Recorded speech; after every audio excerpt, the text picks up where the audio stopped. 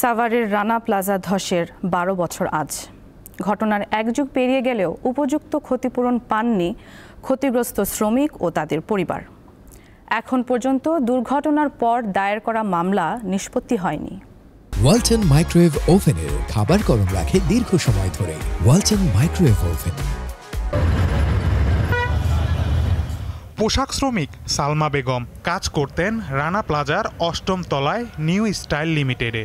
২০১৩ সালে দুর্ঘটনার সময় চাপা পড়েন তিনি। পরে তাকে উদ্ধার করে স্থানীয় এনাম মেডিকেল কলেজ হাসপাতালে ভর্তি করা হয়। বর্তমানে ২ সন্তান নিয়ে সাভারে একটি ভাড়া বাসায় আছেন সালমা বেগম। স্থানীয় গেন্ডা পাইকারি কাঁচা বাজার থেকে উচ্ছিষ্ট সবজি সংগ্রহ করে তা বিক্রি করছেন মহাসড়কের পাশে। ৮ বছর হাজব্যান্ড থেকে গেছে, একটা ছেলে একটা মেয়ে, মাদ্রাসায় দিয়েছি।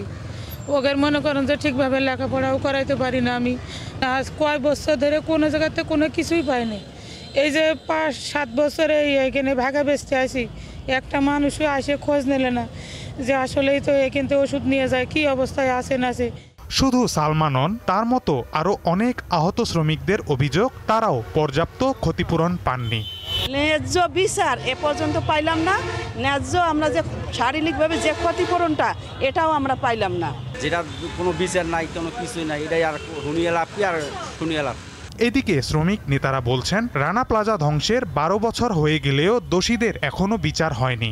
এই ঘটনার জন্য যারা দায়ী ব্যক্তি, ভবন মালিক রানা এবং ওই গার্মেন্টসের যারা মালিক ছিল, তারা কিন্তু সবাই দায়ী।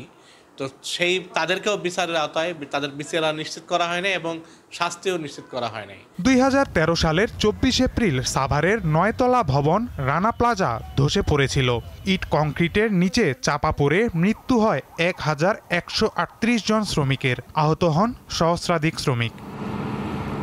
দীপ্ত, বার্তা কক্ষ।